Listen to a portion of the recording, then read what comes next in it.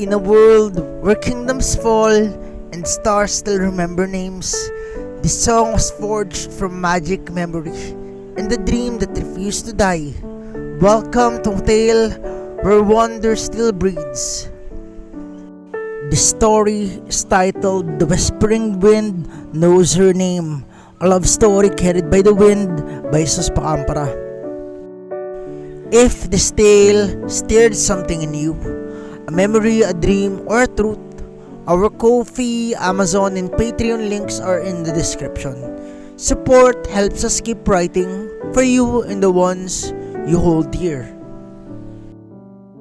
Sometimes Jess still talks to the wind, not out of habit, not in prayer, but like one writes in the margins of a well-worn book, a thought left hanging in the air, just in case she's listening, just in case the breeze still remembers. Jess had always been the sort of man who lived quietly, the kind who loved in silence and prayed in whispers no one else would ever hear. His nights were spent in the soft glow of a desk lamp, a half-drunk cup of coffee cooling by his hand, and his laptop screen dimmed to the afterglow of a live stream that had just ended. He leaned forward, chin resting on folded arms, watching her, the girl whose voice had become his compass, fade from stage to black. Wheein, he murmured softly, like a secret spoken to the walls. I hope you're eating well. I hope you're smiling for yourself. Not just the cameras, I hope. You know you're the best. Outside his window, the night stretched deep and endless. The breeze that slipped through the open frame seemed to pause, as though listening, and then it stirred, curling around his words before carrying them gently into the city. Jess didn't notice. He just closed his eyes, letting her voice still echo in his chest. Far above the stage, perched lightly on the sill, the fairy godmother smiled. She had wandered centuries, weaving herself through lives unseen, but rarely did she find something so earnest to almost take. Oh my dear boy, she chuckled, her voice chiming like wind against glass. Prayers, letters in drawers, whispers to no one? How quaint. And her fingers danced through the air, trailing silvery threads only magic can see. With one playful breath, she bound them to the wind. Every time you speak her name, every love-laden word you cast out to nowhere, let it be carried to her ears. Mischief twinkled in her eyes. Let's see what blooms, she added. On the other side of the city, Wheein sat slumped in her car, exhaustion weighing heavy on her shoulders. Another 12-hour day of rehearsals, interviews, blinding lights. Another day of smiling until her cheeks hurt.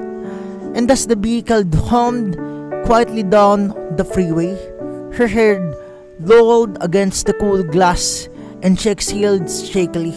Then it came, Wheein. She heard it, soft, close, like someone whispering by her ear. Her eyes snapped open, heart pounding. Did you? She asked, her manager voice sharp. He blinked, glancing up in the rear view. No. Why? She hesitated and said no reason. She shook it off, blaming fatigue. But it happened again and again. Once in the solitude of her apartment, sitting curled on her couch, she heard it clearer than ever. I love you, Wheein. Your voice is the best thing in the world. She pressed a hand over her chest, startled by how she steadied her, like a lifeline she didn't know she needed.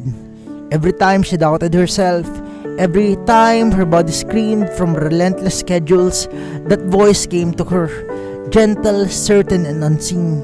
It should have been frightening. Instead, it felt like someone was reaching across the miles just to hold her hand. Just didn't know the wind had carried his heart to her. He only knew that he couldn't stop saying her name. Some nights he scribbled letters he never mailed, folded neatly into a shoebox beneath his bed. If you ever feel alone, I'll be here. If you ever wonder if something believes in you, I do. If you ever forget how bright you are, I'll remind you. He'd seen her once in concert, nosebleed seats, standing among strangers who screamed her name, but even then, it felt like she was singing straight to him. When the lights dimmed, he whispered into the noise, "I love you, my Wheein," and promised himself it was enough just to be somewhere beneath the same ceiling of stars. The fairy godmother, however, was never one to leave things half done. On a sun-drenched Tuesday, Jess found himself walking into a cafe he had never visited, a strange pull guiding him. He ordered coffee, sat by the window by his laptop and notebook until the door opened and she stepped in, disguised under a hood and sunglasses. The wind nudged his cup just enough to tip. Coffee spilled across his pages. "Ah, damn!" Here Wheein darted forward before anyone else, grabbing tissues.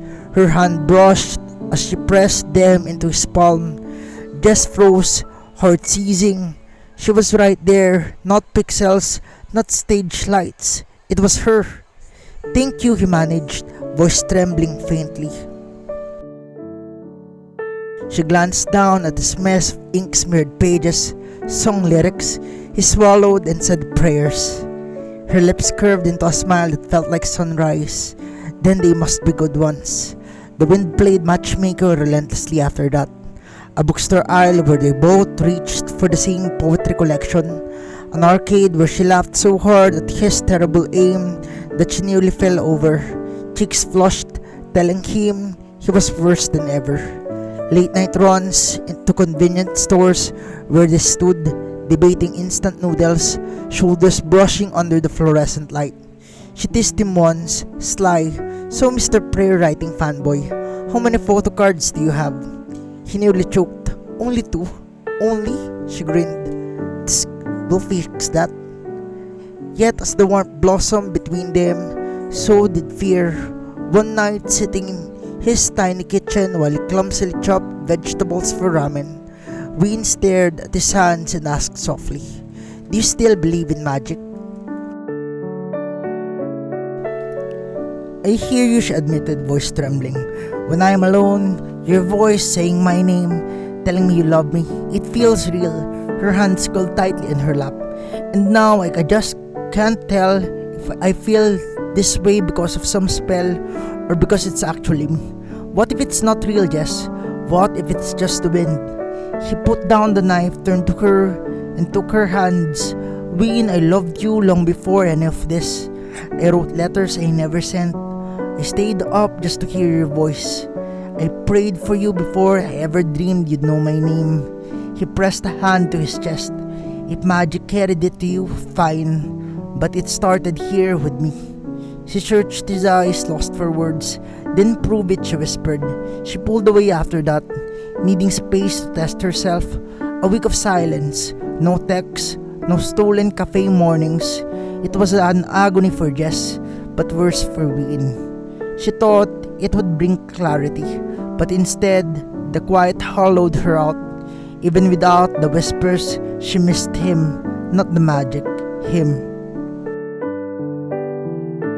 The night they reunited, they walked together under cherry blossoms. The city hushed around them, petals drifting like snow. Wheein's voice was almost a tremor when she finally spoke. "Jess?" He replied, "Yes." Her fingers brushed his. "I don't care if it was magic or not. I just wanted to be you." He kissed her then, slow and reverent, the wind curling around them as if it was holding them in place. High above, the fairy godmother smiled knowingly. A playful flick. She severed the thread binding wind to voice. Love didn't need magic anymore. It had its own wings. Later, curled together in his own couch, Jess reached for the old shoebox and handed her one of the folded letters. "I wrote this years ago," he murmured. Wheein unfolded it carefully, eyes scanning the words. "If you ever doubt your worth, remember, there's someone who would whisper your name into every night until the world ended." Her fingers trembled. She tucked the note into her wallet like it was sacred. "This," she said softly, kissing his cheek, "is proof it was always you." And outside, through the wind, no longer needed to carry prayers. It blew gently anyway, scattering cherry petals and laughter into the night. But now he doesn't need the wind to carry his heart to her, because she's been beside him, or just near enough.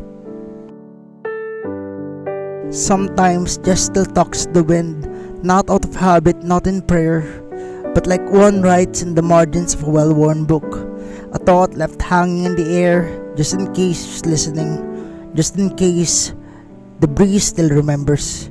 But now he doesn't need the wind to carry his heart to her, because she's beside him or near enough.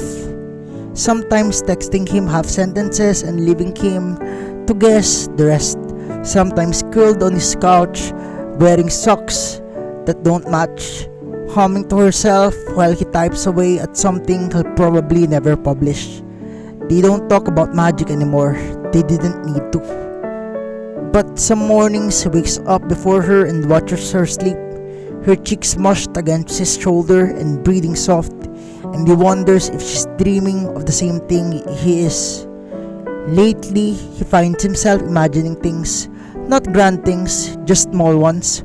Walking in the rain with her without an umbrella, buying 2 drinks but mixing up whose is whose, hearing her laugh at her dumb pun he doesn't mean to say, taking her to his mother's house, watching Wheein charm the entire home without realizing it. These imaginings have become his daily life, and sometimes when he turns to say something out too loud, like "you're beautiful" when you steal my hoodie, or "your laugh sounds like a summer breeze," she says it first. "You were about to say something corny, weren't you?" Maybe she grins. I like it. Wheein finds herself smiling more, not for the cameras, not for fans, not for stage lights, but for herself and for him. When he laughs, she laughs. When he sighs in that soft, tired way he does, she touches his wrist and doesn't need to say anything. She doesn't question it anymore. The way his voice calms her, the way his eyes seem to find her when she hides behind her walls, she used to wonder if it's all a trick or magic. But a cruel, beautiful illusion.